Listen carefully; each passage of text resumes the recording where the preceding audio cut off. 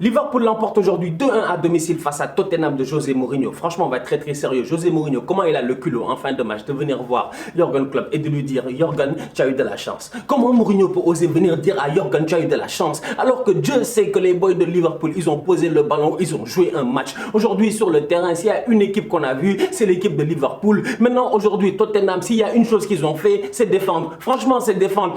Première mi-temps, Tottenham, ils touchent même pas le ballon. Tottenham, c'est la seule équipe au monde, je ne comprends pas. Toute l'équipe, ils jouent comme Inzaghi. C'est-à-dire que eux, le ballon ne les intéresse pas, mais bizarrement, ils marquent des buts. Je ne comprends pas. Franchement, Tottenham, c'est Inzaghi, mec. C'est Inzaghi, c'est pas possible. Tottenham est capable de marquer 2 buts avec un tir dans un match. C'est incroyable. Tottenham, en première mi-temps, ils ont 21% de possession de balle. En deuxième mi-temps, ils ont 25% de possession de balle. Dites-moi, s'il vous plaît, en tant que tel, de où José Mourinho, il regarde le match, il est assis sur le banc de touche. En fin de match, il a le culot d'aller voir Klopp pour lui dire tu as de la chance, sachant pertinemment qu'aujourd'hui les boys de Liverpool, ils ont été extraordinaires sincèrement, parce que la force de Tottenham cette saison, c'est quoi? C'est les contres. C'est les contres, c'est les contres. Tottenham cette saison, ils nous ont bluffé sur contre-attaque. Ça va très très vite avec Young Minson. La preuve, ils mettent un but. Comment? Sur un contre. Ils réussissent à surprendre qui? Liverpool. C'est des choses qui arrivent. Ok, il n'y a pas de problème. Mais à un moment donné, sincèrement, je pensais que José Mourinho, quand il allait jouer certains adversaires du championnat, qu'il allait essayer quelque chose de nouveau, qu'il allait de temps en temps attaquer, qu'il allait pousser un peu. Mais j'ai su que Mourinho était venu pour défendre quand j'ai vu le 11 de départ de Tottenham et quand j'ai vu que Tanguy Ndombele, qui est quand même le numéro 10, le créateur de cette équipe-là aujourd'hui. Ok, d'accord, je ne parle pas de numéro 10 à l'ancienne, les Zidane et tout ça. Mais aujourd'hui, en tout cas, le boy qui crée au milieu de terrain, le boy qui est capable de faire la différence et tout, c'est qui? C'est Tanguy Ndombele. Mourinho, il arrive aujourd'hui, il met Ndombele où? Sur le banc. Il fait jouer qui? Lo Celso. Mourinho, il voulait blender.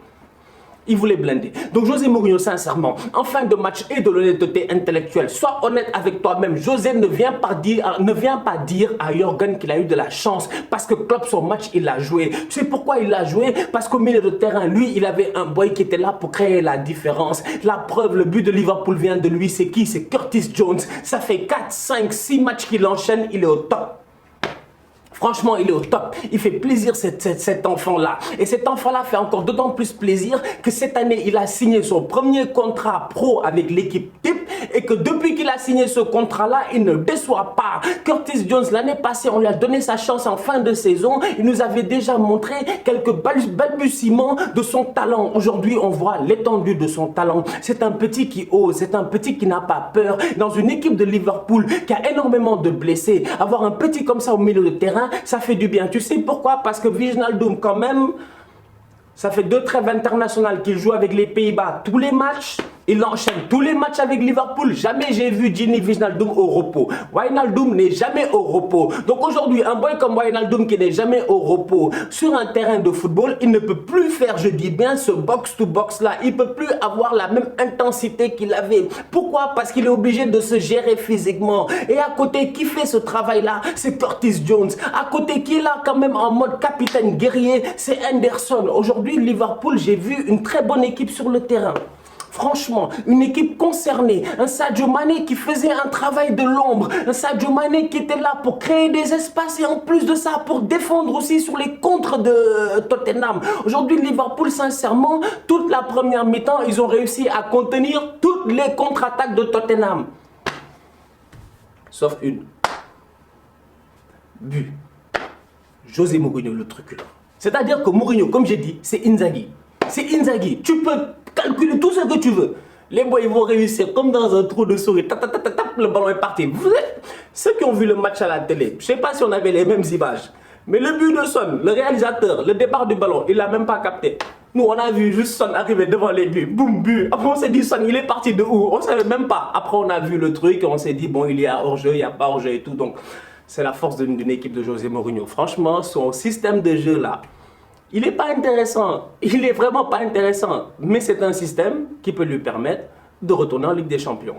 Sadio Mané n'a pas marqué, mais aujourd'hui, son ami a marqué. Et son ami, c'est qui? C'est Bobby Firmino. Et oui, Bobby Firmino a marqué. Firmino n'avait pas marqué depuis très très longtemps. Franchement, je ne me rappelle même plus c'est quand la dernière fois que Firmino avait marqué. Peut-être même qu'il a marqué récemment. Mais pour vous dire qu'il ne marque tellement pas souvent que je ne me rappelle même plus du dernier but de Firmino. Mais aujourd'hui, le but qu'il a mis, sincèrement, non seulement il est important, mais en plus de ça, il est très très bien. Superbe tête placée, en toute honnêteté, pleine lucarne. Le gardien n'y peut absolument rien. Et Bobby Firmino profite, je dis bien, de la première ou même de la deuxième erreur des joueurs de Tottenham. Parce que Tottenham, aujourd'hui, en première mi-temps, ils encaissent un but sur une frappe contrée de Mohamed Salah. C'est dommage, il manque de chance. Mais en plus de ça, en deuxième mi-temps, le but à la dernière minute de jeu, tête de Bobby Firmino. Je suis désolé, sincèrement, au marquage, il y a malentendu. Je sais pas, c'est d'ailleurs... C'est Sissoko, je sais pas, il y en a deux là, ils s'entendent pas. Ils s'écoutent pas. Donc du coup, personne ne se parle. Et out of nowhere, tu as Firmino qui arrive, qui s'intercale, il claque sa tête. Très bien joué de sa part. Et j'espère que ça va lui permettre de continuer à claquer des buts. Parce que Firmino qui ne marque pas, bon, aujourd'hui, c'est compliqué. Liverpool en a besoin. Vu que Jota, en plus, il est blessé. S'il y en a un autre quand même qui se gère constamment, c'est qui? C'est Mohamed Salah. Parce que le premier but, il a beau être contré, il était cadré. Frappe de qui?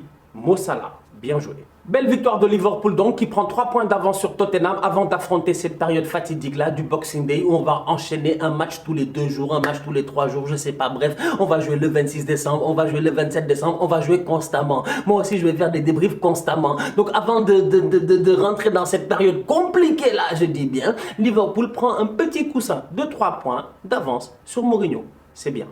Arsenal a chopé 3 cartons rouges lors des 5 derniers matchs de championnat. En toute honnêteté, ce n'est pas sérieux. Nicolas Pepe s'est battu sur le terrain, il a pris un carton rouge, il s'est excusé, on l'a pardonné. Granit Xhaka s'est battu sur le terrain, il a pris un carton rouge, il ne s'est pas excusé, on ne le pardonnera pas. D'un autre côté quand même, Gabriel, gère-toi. Franchement, Gabriel, gère-toi. Si aujourd'hui il y a un joueur au niveau d'Arsenal qui fait plaisir, c'est Gabriel. Franchement, il est énorme, Gabriel. Ça fait 3 mois d'affilée, tous les fans du club sont unanimes, on l'a élu meilleur joueur du club. Il n'y a pas un autre joueur qui nous intéresse à part le boy Gabriel. Défensivement parlant, c'est un mastodonte. Mais Gabriel, aujourd'hui, qu'est-ce qui se passe en deuxième mi-temps pour que tu prennes 2 cartons jaunes en même pas 5 minutes?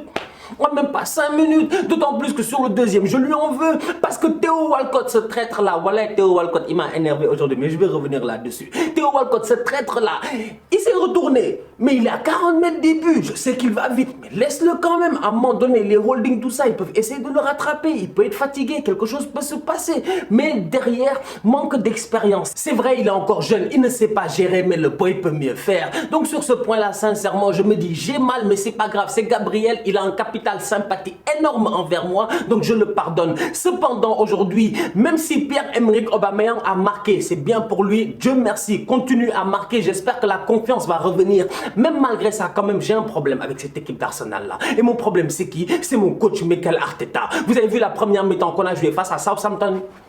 Vous avez vu la première mi-temps qu'on a joué face à Southampton? C'est-à-dire que moi, je ne comprends pas Arteta. Arteta, je ne sais pas. Arteta, il a peur. Arteta, il a peur. Mais Arteta, qu'est-ce qui s'est passé? Mais qui t'a fait peur, sincèrement? Moi, je ne comprends pas. Mec, tu as domicile. Tu as domicile, c'est-à-dire que c'est chez toi. Tu casa. Tu parles espagnol, non? Tu casa.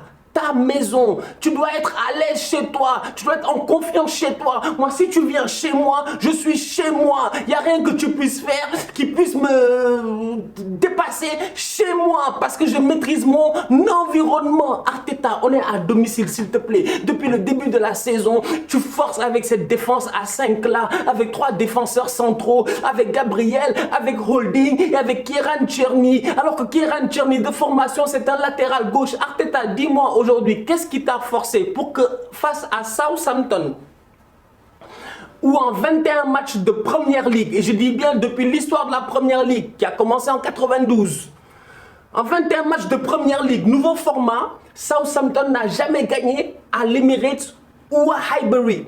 Ils n'ont jamais battu Arsenal. Tu viens face à Southampton, tu joues avec une défense à 3, avec 2 latéraux. 5 derrière. Southampton, ils sont combien? 4. 4 derrière. Première mi-temps, ils sont là en train de nous bouffer au milieu de terrain. Je comprends pas les transitions défensives entre Xhaka et puis Tierney. Le boy Saka là, il est très fort. Mais offensivement parlant, la saison passée, on a tous vu. On a vu que Saka en haut, il est capable de dribbler n'importe qui. Il est capable en plus avec son pied de faire de superbes centres. Combien de passes décisives Saka a eu l'année passée en Europa League? C'est-à-dire qu'à un moment donné, moi, Arteta, je me demande s'il fait exprès. Ou est-ce qu'il était là quand il coachait l'équipe là l'année passée? Je sais pas, Arteta, c'est quoi ton problème? C'est quoi ton problème? Je suis désolé, c'est quoi ton problème? Aujourd'hui, on va être très sérieux. Cette équipe d'Arsenal-là a la possibilité de pouvoir bien jouer au football. Le problème, c'est que j'ai un coach qui force avec une défense à 5. Est-ce que vous voyez les matchs d'Arsenal? Est-ce que vous regardez Arsenal même? Il y a des gens ici, ils parlent, ils regardent même pas Arsenal. Ils ne savent même pas ce qui se passe. Vous avez vu les transitions entre Holding et Maitland-Niles. Vous avez vu les trucs entre Saka et puis Tierney. Vous avez vu le but de Theo Walcott, il passe au milieu de Saka et puis Tierney. Parce qu'il n'y a personne qui sait qui doit prendre qui. Parce que Tierney, il ne sait pas s'il doit monter ou s'il doit descendre. Parce qu'aujourd'hui... Non mais franchement, à un moment donné, quand même, sincèrement, il faut commencer à me respecter, sincèrement. On est Arsenal. On joue à domicile face à Southampton. Et mon gars là, Arteta, ce tocard là de coach, il continue à forcer avec une défense à 3 dans laquelle il y a un boy, c'est un latéral offensif. C'est ce qu'il était en tout cas en Écosse.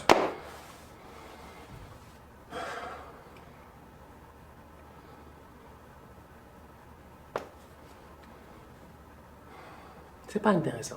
Franchement, c'est pas intéressant. Franchement, c'est pas intéressant. Arsenal m'exaspère. Arteta m'exaspère. On fait 1-1 face à Southampton. On prend des buts de Theo Walcott. Theo Walcott, voilà un boy. On lui a tout donné. On lui a tout donné à Arsenal. Il marque, il célèbre. À cause de lui, Gabriel prend carton rouge. Il demande le carton. Theo Walcott, tu es un traître. C'est un vrai traître. Non, Walcott, voilà, Walcott. Walcott, tu m'as trahi, boy.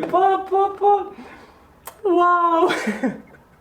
Sinon, Dani Ceballos, s'il vous plaît, renvoyez-le à Madrid. Renvoyez-le à Madrid, s'il vous plaît. Moi, j'en veux plus de Dani Ceballos. Dani Ceballos, tu es dans la surface de réparation. Frappe, s'il te plaît, frappe. S'il te plaît, frappe. Frappe, s'il te plaît, frappe. Si tu frappes pas et que tu décides de tomber pour demander le penalty et que tu tombes avec autant de conviction, attraper ton pied, mourir et tout ça, sois sûr qu'on t'a touché. Franchement.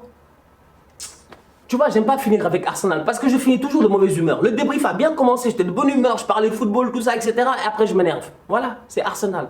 On se capte très bientôt pour un nouveau débrief. D'ici là, on continue à liker, on continue à partager. Vous vous abonnez et vous vous gérez. Franchement, vous vous gérez, vous vous abonnez, vous vous abonnez, vous vous abonnez. Vous connaissez déjà la chanson. Et puis, on se capte bientôt. Bon, voilà.